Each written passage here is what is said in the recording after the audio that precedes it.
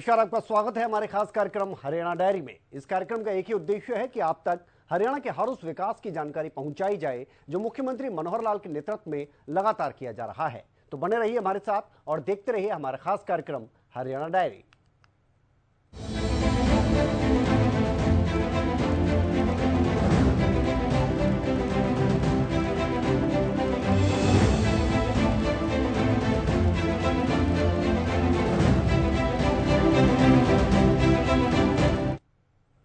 तो हरियाणा में परिवार पहचान पत्र के डाटा वेरिफिकेशन को लेकर मुख्यमंत्री मनोहर लाल बेहद गंभीर नजर आ रहे हैं। इस काम में तेजी लाने के लिए मुख्यमंत्री मनोहर लाल ने सेकंड शनिवार के साथ ही संडे की छुट्टी को भी कैंसिल कर दिया है।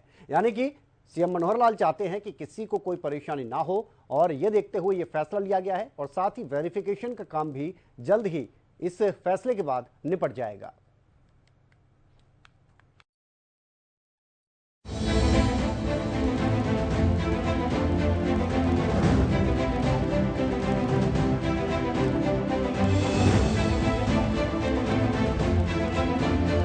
हरियाणा में परिवार पहचान पत्र के डाटा वेरिफिकेशन को लेकर मुख्यमंत्री मनोहर लाल गंभीर हो गए हैं। इस काम में तेजी लाने के लिए सीएम मनोहर लाल ने सेकंड शनिवार यानी कि आज और संडे की छुट्टी को कैंसिल कर दिया है। 8 व 9 जुलाई को वर्किंग डे घोषित किया गया है। अभी हाल ही में सरकार की ओर से परिवार पहचान पत्र प्राधिकरण में कोऑर्डिनेटर की नियुक्ति की गई है। हरियाणा सेकेंडरी एजुकेशन के डिप्टी डायरेक्टर की ओर से जारी ऑर्डर की कॉपी में सभी जिला शिक्षा अधिकारियों को इस आशय के निर्देश दिए गए हैं। ऑर्डर में कहा गया है कि वेरिफिकेशन टैगिंग के इस कार्य की डेली रिपोर्ट मुख्यालय भी भेजी जाए। फैमिली आईडी में आ रही दिक्कतों को देखते हुए हरियाणा सरकार ने ये फैसला किया है। PPP के डाटा वेरिफिकेशन नहीं हो पाने के कारण लोगों को कई दिक्कतों का सामना करना पड़ रहा है। हरियाणा सरकार परिवार पहचान पत्र प्राधिकरण को भी एक्टिव कर दिया गया है। इसके लिए एक कोऑर्डिनेटर भी सरकार की ओर से नियुक्त किया गया है, जिसके जरिए सरकार फैमिली आईडी की कम्युनिटी आउटरीच जानने के साथ ही इसकी मॉनिटरिंग भी करेगी। सरकार ने रेवाड़ी के रहने वाले सतीश कोला को कोऑर्डिनेटर नियुक्त करने के ऑर्डर जारी कर दिए हैं। परिवार पहचान पत्र कि पूरे हरियाणा की आबादी का परिवार के हिसाब से उनके हर सदस्य का एक डाटा कैसे हम रख सके ताकि हर किसी का कल्याण करने के लिए सरकारी योजनाएं बनाई जा सके। चाहे वो छोटे बच्चे 0 से 5 साल के हैं, चाहे 5 से 18 स्कूल गोइंग चिल्ड्रन हैं, चाहे 18 से 25 हायर एजुकेशन का लेवल है, चाहे 25 से 60 उनको एम्प्लॉयमेंट के नाते से उनकी अपनी आजीविका परिवार चलाने के नाते से है, और चाहे 60 साल के बाद आयु के लोग हैं जिनको अपनी एक सोशल सिक्योरिटी चाहिए, वो भी हमने अलग से उसके ऊपर ध्यान दिया है। और ये पांचों वर्ग जैसे मैंने बताया आयु के हिसाब से बांट करके हमने अलग अलग विभागों के जिम्मे काम लगा रखे हैं कि आप इस एक आयु वर्ग की पूरी देखरेख करेंगे। आज के आवश्यकता के हिसाब से आज के तरीकों से इसको 5 हिस्सों में बांट दिया है और उसी में हर विभाग का काम WCD 0 से 5 साल, 5 से 18 स्कूल एजुकेशन, 8 से 18 से 25 हायर एजुकेशन, 25 से 60 एम्प्लॉयमेंट के बाद 60 के ऊपर सोशल जस्टिस डिपार्टमेंट। तो एक प्रकार के सारे काम उनके माध्यम से किए जाएंगे। कोई भी व्यक्ति समाज का ऐसा न बचे जिसको कोई तकलीफ है और उसकी हमारी योजना नहीं बनी उस तकलीफ को दूर करने के लिए। तो यथासंभव हर नागरिक की चिंता करना, ये हम इस परिवार पहचान पत्र का जो एक हिसाब किताब है इसके माध्यम से करेंगे। काफी शुरू हो गया है, काफी आगे बढ़ेंगे। आपको इस योजना के बारे में भी बता देते हैं। परिवार पहचान पत्र का प्राथमिक उद्देश्य हरियाणा में सभी परिवारों का प्रमाणिक, सत्यापित और विश्वसनीय डेटा तैयार करना है। PPP हरियाणा में प्रत्येक परिवार की पहचान करता है और परिवार की बुनियादी डेटा को डिजिटल प्रारूप में परिवार की सहमति से प्रदान करता है। प्रत्येक परिवार को 8 अंकों का परिवार आईडी प्रदान किया जाता है। फैमिली डेटा के ऑटोमेटिक अपडेशन को सुनिश्चित करने के लिए फैमिली आईडी को बर्थ, डेथ और मैरिज रिकॉर्ड से जोड़ा जाएगा जब भी इस तरह की लाइव इवेंट्स होते हैं। जिनको बनाया तो जाता है, बजट के समय घोषित किया जाता है, उसको पहुंचाने के लिए अलग अलग विभागों की जिम्मेदारी भी होती है। लेकिन ध्यान में ये आया है कि सभी विभाग इंडिपेंडेंटली अपना अपना काम करते हुए सब डाटा उनका अपने अपने विभागों का अलग अलग होता है और फिर मैनुअल तरीके से वो चीजें आगे नीचे तक ले जाने का प्रयत्न किया जाता है, लेकिन शिकायतें भरमार होती हैं। पात्र व्यक्ति को स्कीम का लाभ मिलता नहीं है और कई बार अपात्र व्यक्ति उस स्कीम का लाभ ले जाते हैं, या कभी कभी डुप्लीकेसी बहुत हो जाती है एक ही व्यक्ति जिस स्कीम का लाभ नहीं लेना चाहिए उसका ले लेता है और कई बार तो डबल भी ले लेता है।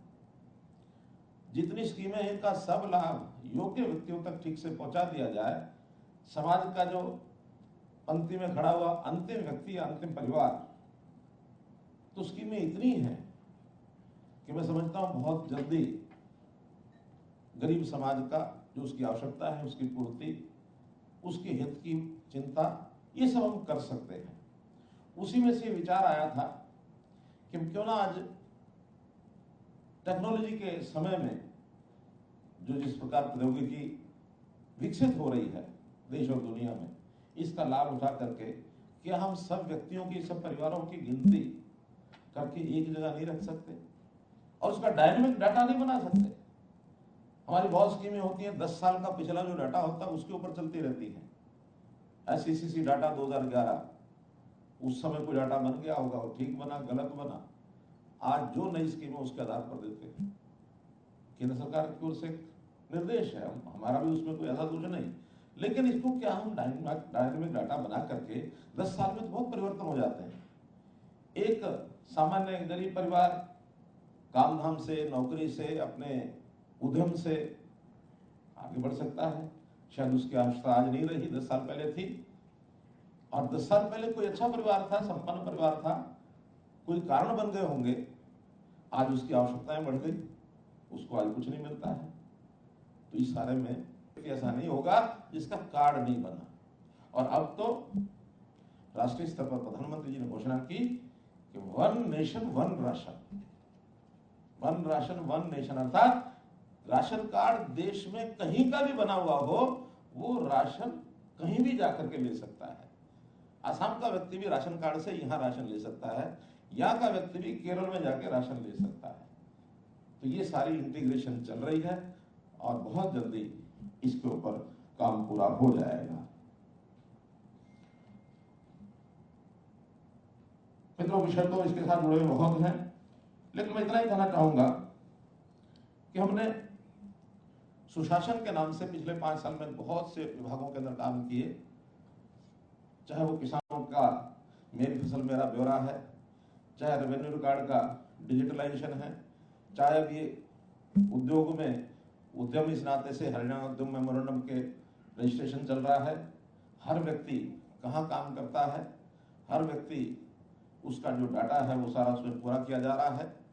और हमने तो परिवार पहचान पत्र के माध्यम से, जैसा मैंने बताया, शिक्षा है, स्वास्थ्य है, साथ में उसकी स्किलिंग और उसका रोजगार, इसको भी सुनिश्चित करेंगे ताकि परिवार के अंदर रोजगार करने वाला कोई एक व्यक्ति है कि नहीं है। और जो उसका 1,80,000 रुपए का एक पैरामीटर हमने रखा है, यानी 15,000 रुपए महीना आज की तिथि में माना जाता है कि ये एक ऐसी राशि है जिससे परिवार का सामान्य गुजारा व्यक्ति कर सकता है। अच्छा, आगे बढ़े, ये हमारी इच्छा है, सोच है, आगे बढ़ने के लिए कोई रोक नहीं है, लेकिन न्यूनतम इस लेवल पर तो परिवार पहुंचना ही चाहिए, इसकी चिंता भी हम करेंगे। और फिर ऑटोमेटिक्स जो सेवाएं मिलनी चाहिए व्यक्ति को, जैसे मान लो 18 साल का व्यक्ति हो जाएगा, हमारे पास डाटा होगा तो उसको मैसेज देंगे, बधाई देंगे उसको 18 साल होने की, और वो अब देश में मतदाता बन गया है, ये सूचना उसको जाएगी। आज तक तो क्या अपने आप ही सबको करना पड़ता है, 18 साल के हो गए तो जाओ अपना वोटर कार्ड बनवाओ, बनवा लेता कोई तो ठीक है, नहीं बनवा लेता तो और 5-7 साल लगा रहता है। लेकिन अब हम 18 साल के हर व्यक्ति को उसको सूचना देंगे, और जो उससे कोई एक आध फॉर्मेलिटी साइन करानी होगी, साइन करा के उसको मतदाता कार्ड उसके घर पहुंचेगा। 60 वर्ष का होते ही जो हमारी पेंशन स्कीम है उसको सूचना मिलेगी, आज 60 वर्ष का हो गए, आपको बधाई। और आपको इस लाभ की अगर किसी को उसकी आवश्यकता होगी तो उसको निश्चित रूप से उसको जाके फॉर्म बनवाएंगे, उसको 60 साल के बाद पेंशन मिलनी शुरू हो जाएगी। अभी तो भटकते रहते हैं लोग, लेकिन ये उसका घर बैठे सारी व्यवस्थाएं की जाएंगी। ऐसे जब भी किसी के नागरिक के बारे में जो आवश्यकता होगी उसको घर पहुंचाएंगे। ये सब सुविधाएं लोगों को चाहिए, तो मैं निवेदन करूंगा कि जिन लोगों ने अपने परिवार पहचान पत्र नहीं बनवाए हैं, आगे बढ़ करके वो रजिस्ट्रेशन कराएं। कोऑर्डिनेटर की नियुक्ति सरकार की ओर से 1 साल के लिए की गई है। इस कार्य के लिए उन्हें सरकार की ओर से लगभग 1,25,000 रुपए महीने की सैलरी दी जाएगी।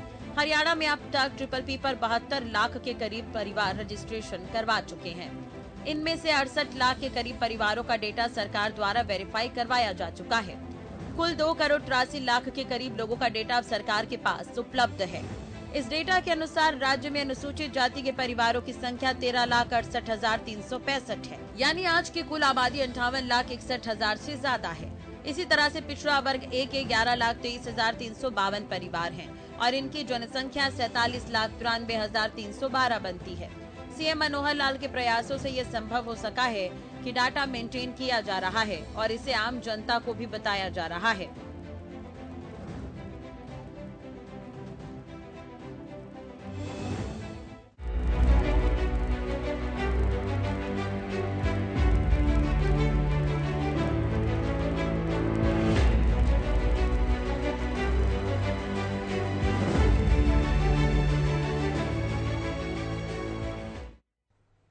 और हरियाणा के मुख्यमंत्री मनोहर लाल जंगल सफारी को लेकर एक बार फिर से मीटिंग करते हुए नजर आए हैं। सीएम मनोहर लाल की अगर बात की जाए तो अधिकारियों के साथ लगातार इस मसले को लेकर वो बैठक कर रहे हैं, जिससे कि जंगल सफारी का जो काम है वो जल्द से जल्द पूरा किया जा सके। आपको बता दें कि ये विश्व की सबसे बड़ी जंगल सफारी हरियाणा में बनने जा रही है।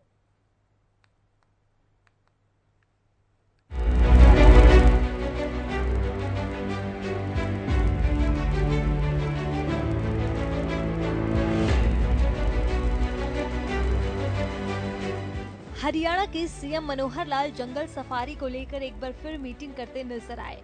आपको बता दें कि सीएम मनोहर लाल पहले भी म्यूजियम को लेकर बैठक करते नजर आए हैं और अधिकारियों को निर्देशित करते नजर आए हैं। हरियाणा में दुनिया का सबसे बड़ा जंगल सफारी पार्क बनाया जाएगा। मुख्यमंत्री मनोहर लाल ने इसकी घोषणा की है। जंगल सफारी पार्क बनने से गुरुग्राम और नूह क्षेत्र में पर्यटन को बढ़ावा मिलेगा। सीएम मनोहर लाल ने कहा है कि इस पार्क के बनने के बाद अरावली पर्वत श्रृंखला को संरक्षित करने में मदद मिलेगी। सीएम मनोहर लाल की तरफ से जंगल सफारी पार्क के लिए संबंधित विभागों के अधिकारियों को 7 दिन के अंदर अंदर सभी औपचारिकताएं पूरी करने के निर्देश दिए गए हैं। मुख्यमंत्री मनोहर लाल ने बताया कि जंगल सफारी पार्क के लिए गुरुग्राम और नूह जिलों में अरावली क्षेत्र में 10,000 एकड़ भूमि को चिन्हित किया गया है। इस जंगल सफारी में सभी प्रकार के जानवर तथा पक्षियों की प्रजातियां लाने का प्रयास किया जाएगा। वन्य जीवों की स्वदेशी प्रजातियों के साथ साथ विदेशों से लाए जा सकने वाले जानवरों के बारे में भी जानकारी जुटाई जा रही है। सीएम मनोहर लाल ने कहा कि जंगल सफारी पार्क को 3 चरणों में विकसित किया जाएगा, जिसको लेकर योजना बनाई जा रही है। पहले चरण को पूरा करने के लिए 2 साल का लक्ष्य निर्धारित किया गया है। जंगल सफारी पार्क के डिजाइन और संचालन में अंतर्राष्ट्रीय अनुभव वाली 2 कंपनियों से सलाह ली जाएगी, जिन्हें शॉर्ट लिस्ट किया गया है।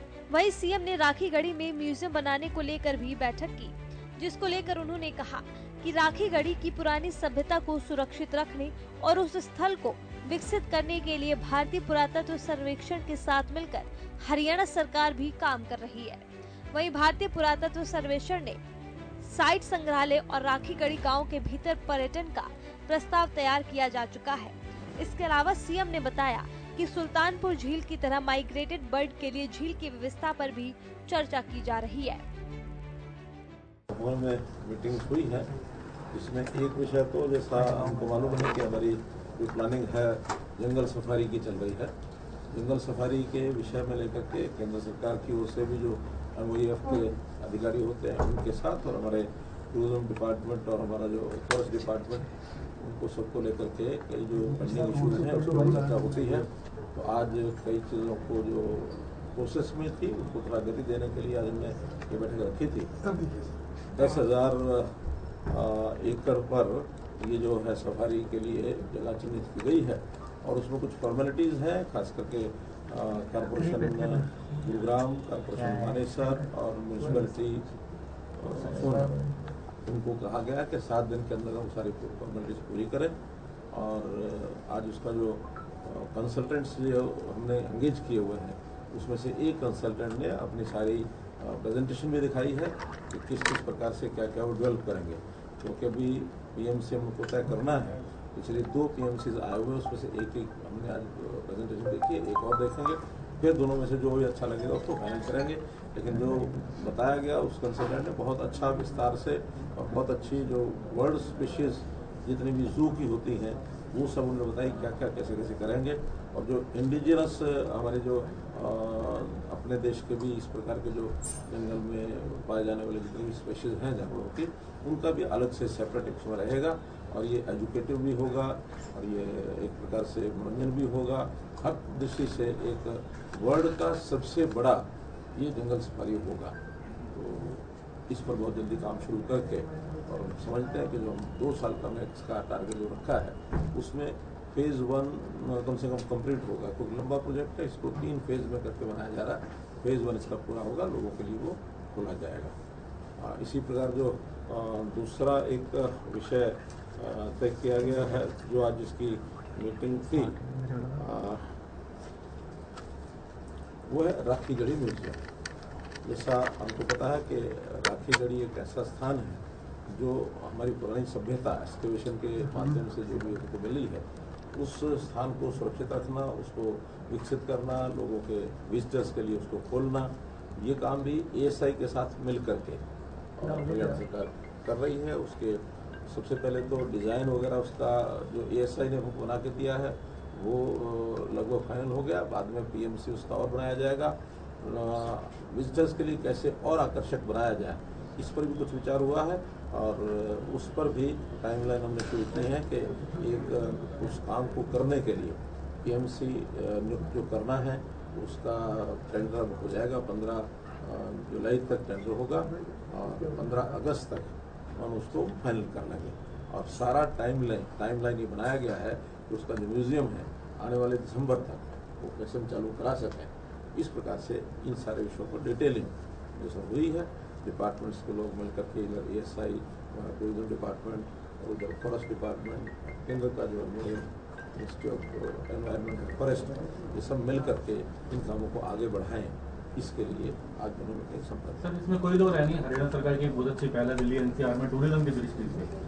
इसको और आकर्षण के लिए हालांकि आपने कहा अलग अलग सेक्टर्स होंगे जो है, लेकिन किस तरीके से, चाहे वो होटल इंडस्ट्री, क्योंकि तमाम लोग आएंगे, उसको लेके क्या कुछ खास आकर्षण का रहने वाला है? हम जंगल सफारी की बात कर रहे हैं, इसको लेकर के कि किस तरीके से लोगों के लिए एडवेंचर के लिए तमाम इनको लेकर भी कुछ बात की जा रही है। जानवर कहाँ से, कौन सी कंट्रीज से लाएंगे? देखिए, चूँकि जो जू होती है, जंगल सफारी होती है, वैसे पिछले दिनों मैं शारजाह जाकर के देख करके आया था। वो 2000 एकड़ के अंदर बहुत बढ़िया सफारी थी। सामान्यतः इस प्रकार के जानवर अफ्रीकन कंट्रीज के वो ज़्यादा इसमें होते हैं। फिर भी वर्ल्ड वाइड हमारे यहाँ के जो इकोलॉजिकल जो एटमॉस्फेयर जो यहाँ सर्वाइव कर सके, ऐसे सब जानवर वहाँ पर रखे जाएंगे। और वहाँ की जो एक कंडीशंस है इकोलॉजिकल, उन सब का अध्ययन सब चल रहा है। अब किस किस देश के कितने कितने आएंगे, जो कंसल्टेंट है वो सारे हमारे उन चीज़ों को तैयार कर रहे हैं। ऐसे ऐसे कंसल्टेंट भी हैं जो आज दिखा कर के गए, उन्होंने लगभग 1000 के आसपास म्यूजियम जो सारे वर्ल्ड वाइड हैं ऐसे सब देखे हुए हैं। सब उनके कंसेप्ट क्लियर है। लेकिन जैसे ये आगे हमारा और यानी जो कंसल्टेंट तय होगा वो उसकी डिटेल बताएंगे। फिर उसमें जो भी हमारा स्थान है उसके ऊपर पानी की व्यवस्था कैसे होगी, मौसम कैसा है, कौन कौन से वहाँ से यानी लाए जा सकते हैं। कुछ माइग्रेटरी बर्ड्स पहले से आते हैं, जैसे सुल्तानपुर है, ऐसे माइग्रेटरी बर्ड्स आते हैं। वहाँ भी अगर कोई लेक वगैरह इस प्रकार की व्यवस्था बनेगी, पानी का स्टोरेज अगर होता है, तो माइग्रेटरी बर्ड्स का भी अपने में सारा विषय होगा।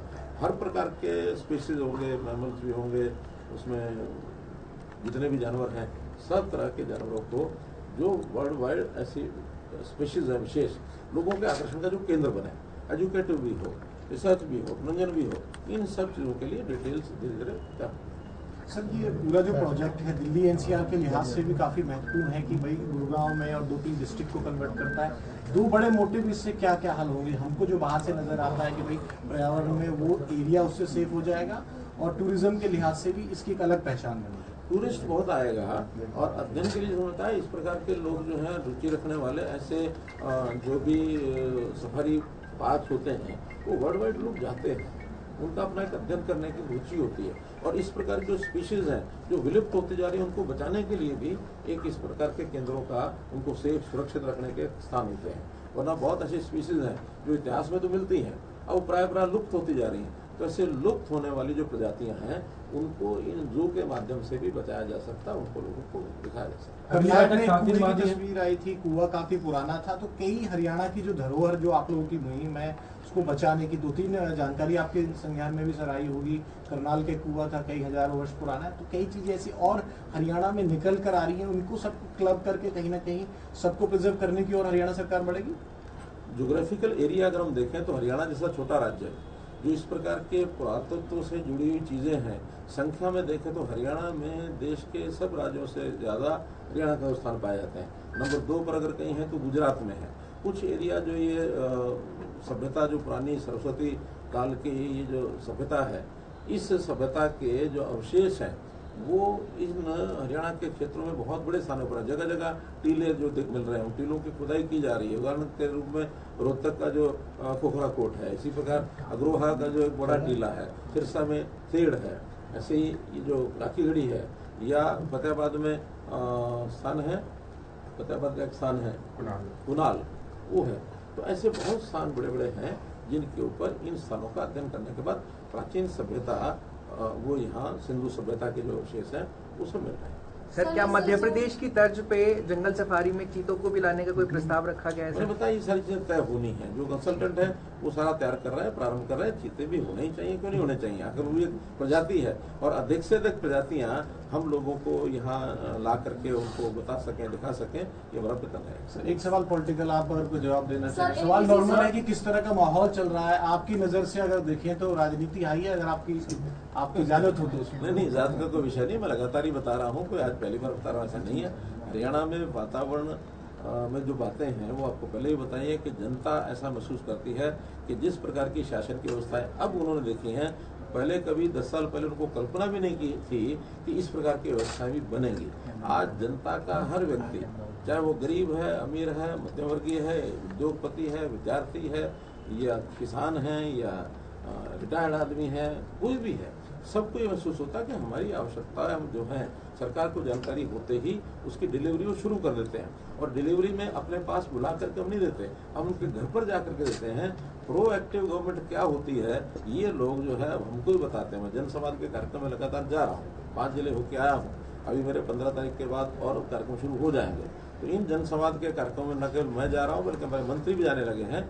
तो सब जगह जाने के बाद एक ही फीडबैक हमको मिल रहा है कि हमें इस सरकार से जो पारदर्शी ढंग से, बिना किसी भेदभाव के और हर किसी व्यक्ति की जिसकी जो जरूरत होती है, जिसके अधिकार हैं, वो अधिकार उसको दिए जा रहे हैं। कोई भी व्यक्ति कहे कि मेरे अधिकार मुझे नहीं मिल रहे, हम उसके लिए तैयार हैं, उसको वो अधिकार तुरंत मिलेंगे। कोई किसी का विषय छोड़ा नहीं जाता है। हम तो नौकरियों के विषय में भी, यानी वो तो लोग बांटते थे, बांटे रेवड़ियाँ अपने को दे, वो मैं नहीं कहता कौन सा होता है वो, लेकिन वो कहावत भी देते थे। लेकिन हमसे लोग जिसका अधिकार वो लेके जाता है, हम देते नहीं है। उसकी योग्यता है, उसका एक अपना अधिकार है, वो लेके जाता है, उसको कहता है मेरा अधिकार ले जाओ। हम किसी के अधिकार को उस तक पहुंचाएंगे, दूसरे के अधिकार में हनन होने नहीं देंगे, यही हमारी विशेषता है। चलिए अब आपको ग्राफिक्स के जरिए इसकी खूबियां भी बताते हैं। 10,000 एकड़ जमीन में जंगल सफारी बनाई जाएगी, जिसमें 6,000 एकड़ जमीन गुरुग्राम और 4,000 एकड़ जमीन नूह में है। ये एशिया की सबसे बड़ी सफारी होगी। अभी तक 10,000 एकड़ जमीन की जंगल सफारी एशिया में नहीं है। जंगल में सभी पशुओं के लिए अलग अलग जोन होंगे। सफारी पार्क में अंडर वाटर एक्वेरियम भी बनाया जाएगा। ये पानी के जीवों के लिए होगा। इस जंगल सफारी में विजिटर टूरिज्म जोन भी होगा। इस पार्क में पक्षियों की 180 प्रजातियां और तितलियों की 57 प्रजातियां होंगी। दिल्ली के नजदीक होने से ये लोगों के आकर्षण का केंद्र रहेगा। इंटरनेशनल एयरपोर्ट की वजह से विदेशी टूरिस्ट भी बड़ी संख्या में पहुंचेंगे। इसका लाभ आसपास के गांवों को भी मिलेगा। गुरुग्राम में 1080 एकड़ जमीन में एक ग्लोबल सिटी का निर्माण किया जाएगा। ये एक आइकॉन सिटी बनेगी। इसमें लगभग 1 लाख करोड़ रुपए का इन्वेस्टमेंट होगा। कुल मिलाकर सीएम मनोहर लाल के प्रयासों से ये सब संभव हो सका है। जंगल सफारी के निर्माण को लेकर सीएम मनोहर लाल बेहद गंभीर है। यही कारण है सीएम बैठक कर बार-बार अधिकारियों को निर्देशित कर रहे हैं।